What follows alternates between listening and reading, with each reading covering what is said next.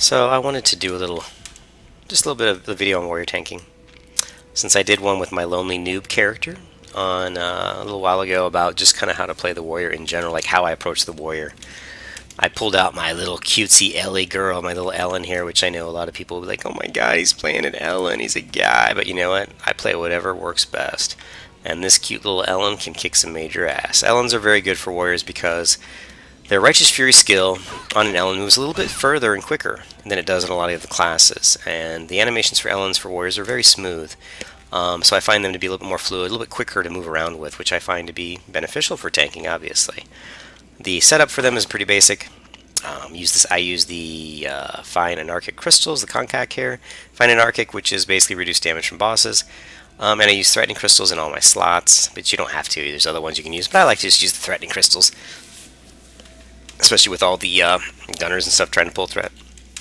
And at the low levels, you'll find that tanking, you really can't, even as a warrior in dungeons, I try to hold threat as much as I can, but the rest of the party does, they don't care. They're just running around. And even if I face tank properly, a warrior will still run up in front of me and stand right next to me and pound on the boss, which is kind of silly. I mean, I'm the tank, but, you'd run into that. So we're going to hit a Teralith here for tanking, and it's kind of a tricky one to do for tanking because his abilities have a lot of range. So it's very difficult to move out of the way with Righteous Fury, which is what I like to do a lot of times. So I have to resort to using evasive rolls, death from above, and the dreaded block, which you probably won't see me use too much. I don't like to use block. Mostly because a lot of times it just doesn't work. I'm doing like a certain skill like this, or I'm doing this, and then I immediately after this I hit block and it doesn't work. Like right there it did, but a lot of times it doesn't. Maybe it's my keybind, I don't know. But I tell you what, if I hit block in the middle of a big fight and it doesn't work, it pisses me off. So, tanking, it's pretty simple. You want to stand in front of the mob. You want to hold his attention with your threat abilities, which is this one, and Torrent of Blows, this one. And you want to be in front and stay in front. You don't want to evasive roll through him.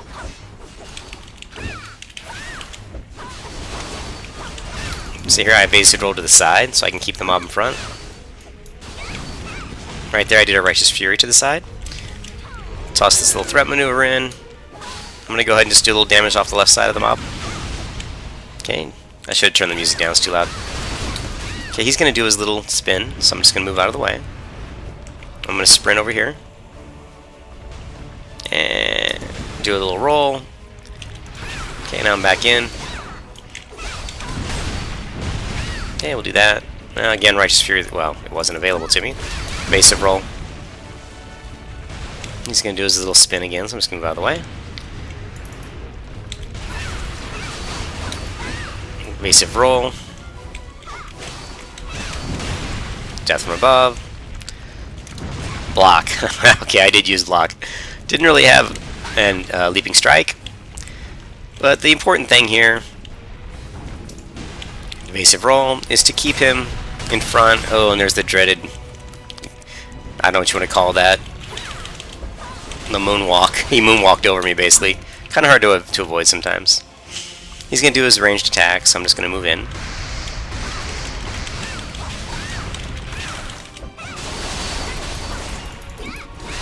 Now, I haven't used a lot of threatening abilities just simply because it's just me fighting him. But you obviously want to throw these in there as much, especially the Tornadoes. As soon as it's available, throw it in there. I'm going to go ahead and do a backstab here. It didn't work. It's okay, so did the purpose, which was to get me back in front. But the point is, you want to, and I should turn the music down so I'm not barking at people, but my music's way too loud and I'm having to talk kind of loud over it. Let me go into sound.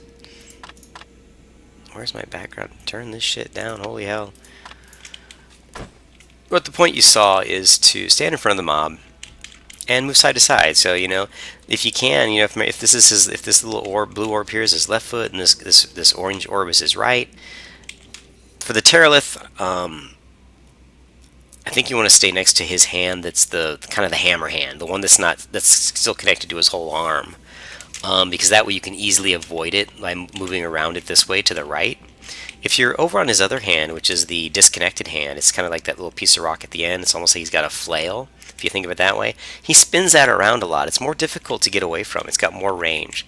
So if you really want to be technical as far as how you tank a Tera, stay close to his connected hand. So you really would tank him like right around this orb. And then when he starts to do something with that hand, just boom, you really quick move to the side and your Righteous Fury over that way. You'll be out of range of that hand. If you did the same thing over here, you'll probably get hit. If you get in trouble and you want to get away, and you can just use evasive roll straight back. Again, use DFA as well. The other thing I do a lot of times, if I think I'm gonna get hit, is I'll just really quick do a leaping strike that way. A lot of times it's good to do leaping strike straight back. Again, use your torrent of blows. Use your battle cry. Those are gonna give you good threat. It's pretty simple. It's tanking with a warrior is very easy. There is block, but I don't like to use it. I enjoyed playing the warrior with tanking skills before they added resolve, and I really wish they never would have added resolve because I think it hurts the warrior. But anyways, that's basically how I tank. I don't know much else to it. So if you have any questions, let me know. Again, the Ellen is a very good class. Don't let people fool you. Don't let people say, oh, it's a little stupid little girl. Ellens are very nice for a warrior. This Righteous Fury and Ellen is a very quickly moving ability, and it moves a little bit further.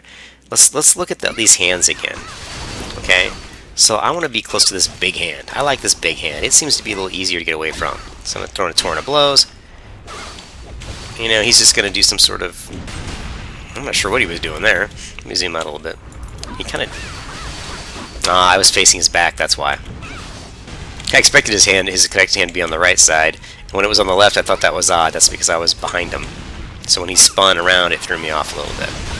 Now he's going to do this little spin, so I'm just going to evasive roll, but I hit it just slightly too late.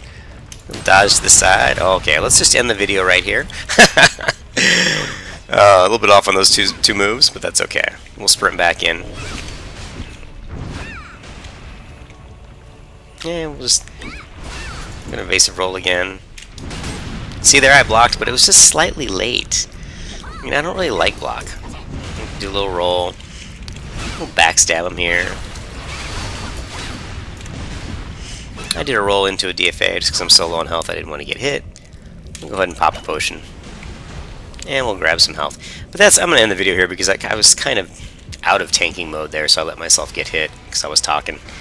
But hopefully you get the idea. But I did want to, that those hands do make a difference on which one you stand next to. And I do like to stand next to the connected hand.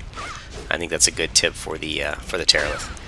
So I am going to, I guess it's hard to end the video when this guy's here. Let's go ahead and jump out of the way. Oh my god. See, they're trying to ruin what was a decent video. Alright, signing out with Ellie Girl. I'll come back and make another video on some different bosses later.